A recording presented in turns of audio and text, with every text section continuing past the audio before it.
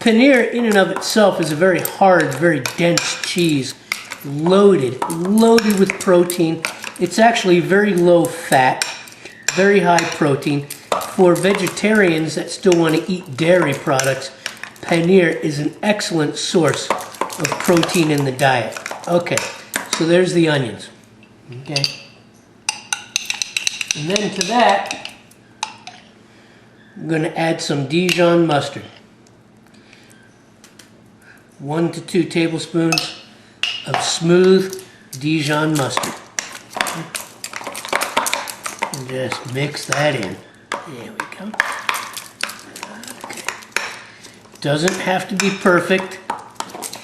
Paneer is the kind of foodstuff that absorbs the flavors you give to it, much like tofu does. Okay, so mix that in. Then, gotta come over here and get some dill. Take that screen off.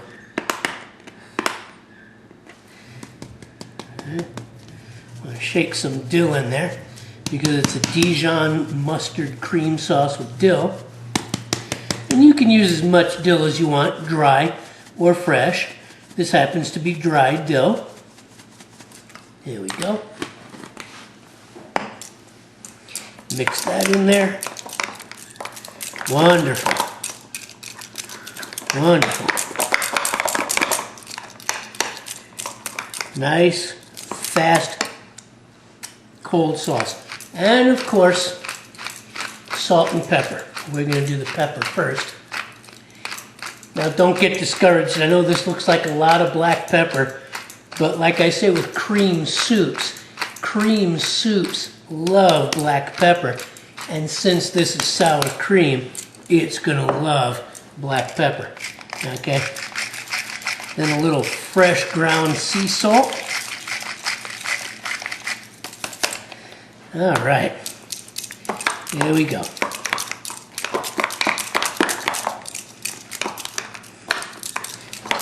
I'm going to let that come to room temperature, and we're going to sear some paneer. Okay, we are going to add some freshly chopped garlic.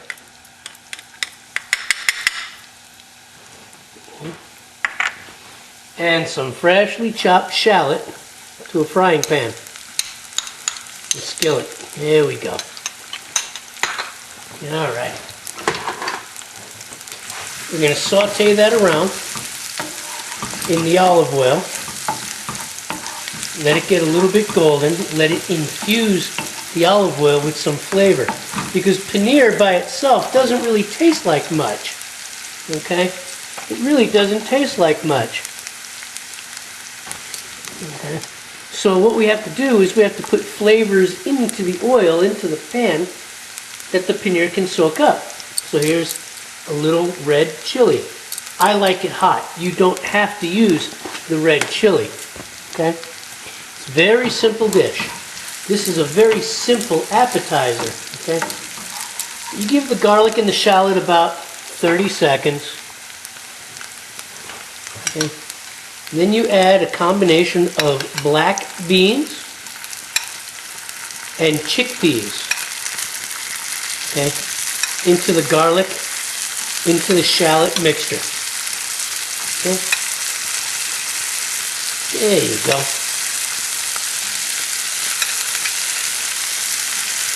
Alright. And you saute the chickpeas and the black beans, the garlic and the shallot in the oil just for a second or two, just to get it hot. Okay. Then we create a little nest in the middle, just like so. Add a little extra olive oil and a nice room temperature piece of paneer. Okay. Now I'm cooking this on about a medium high, maybe a little higher. Okay. The wonderful thing about paneer that I come to find out is paneer doesn't melt. So it's an excellent, excellent cheese for frying. And that's just what I'm doing here, okay? This paneer will soak up the flavors of the garlic, of the shallot, okay, of the red chili, okay? Give it a little salt, a little fresh ground sea salt. Give it a little black pepper, okay? Now, even though I'm not making traditional Indian paneer dishes, I'm still making this a little bit on the spicy side.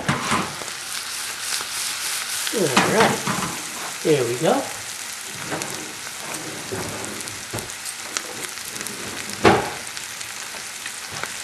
See, the paneer is very dense. Okay?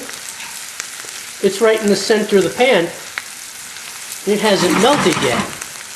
And it's not going to melt because it's extremely dense. I'm going to saute this. Yeah, lovely. And let this soak up the flavor of the ingredients in the pan. And then I'm going to plate this, and you'll see just how it looks. Okay guys, so you see how golden brown the paneer gets, okay? It hasn't melted at all. It's very dense, but it got nice and crispy and golden. And then I surrounded it with the chickpeas and black beans. And now I'm going to top it with a spice called za'atar, which is basically Lebanese. They make it in Greece too. Different varieties. Sesame seeds, fennel, coriander. Okay, there are hundreds and hundreds of different ways of making za'atar, and I'll include a recipe for it. Okay, so along with the za'atar, and I'll just put a little bit around. There we go. With the chickpeas and the black beans, because like I said, paneer is all about flavor. Okay, by itself, it's not much flavor, but it likes to soak up the flavor of other things, just like tofu.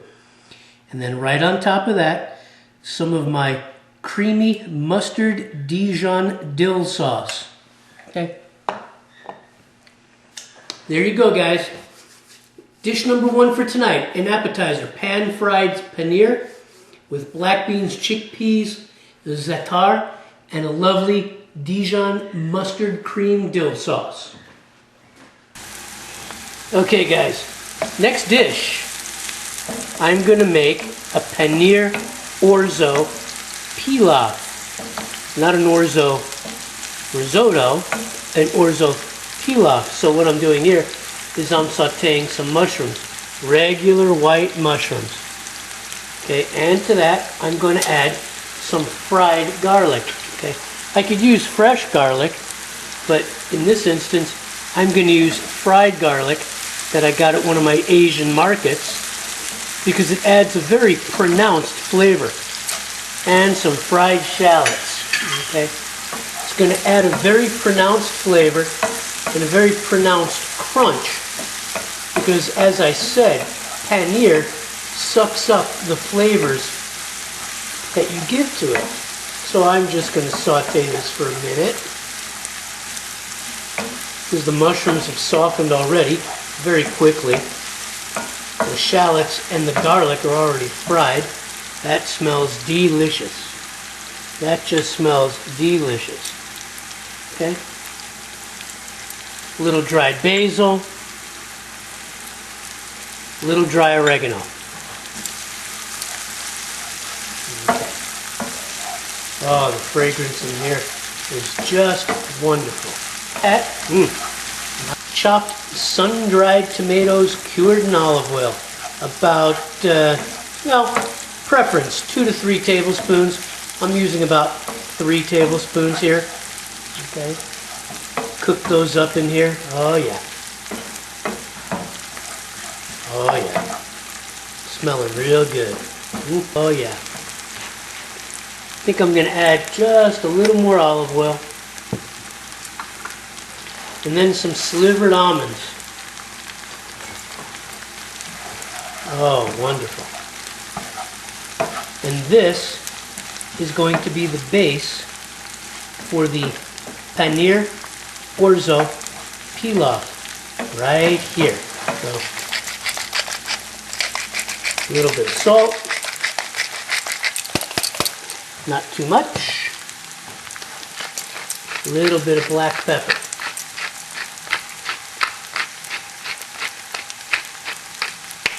Not too much. Oh, it smells so good. Everything is cooking so well. And you know me, gotta have a little heat. Peperoncino. Gotta have the peperoncino. Alright. You don't have to add the peperoncino. It's optional. But for me, I gotta have it. Peperoncino to me is what Viagra is to an old man. Alright guys, you see how lovely golden brown that's gotten? It looks like hash brown potatoes, but this is cheese. Okay? This is cheese. Alright, just a touch of salt. And just a touch of black pepper. Okay. There you go.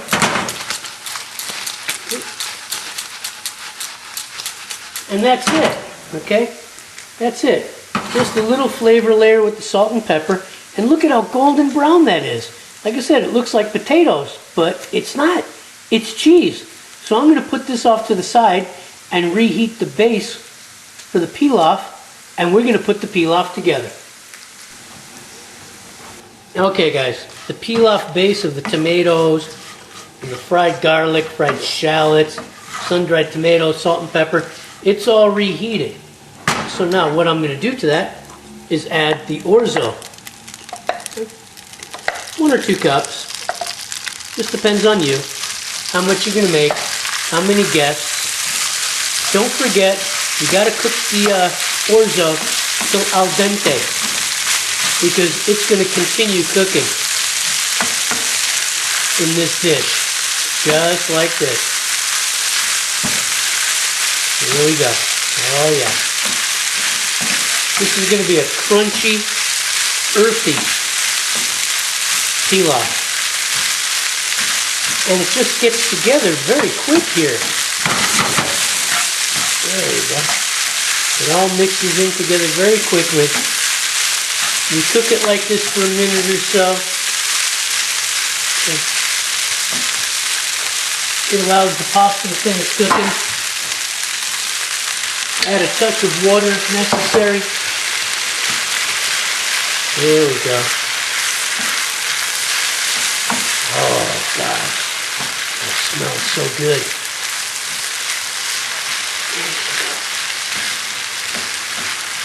Look at that. All right. Now, like I said, this orzo was al dente, and it's probably almost finished cooking. And into this,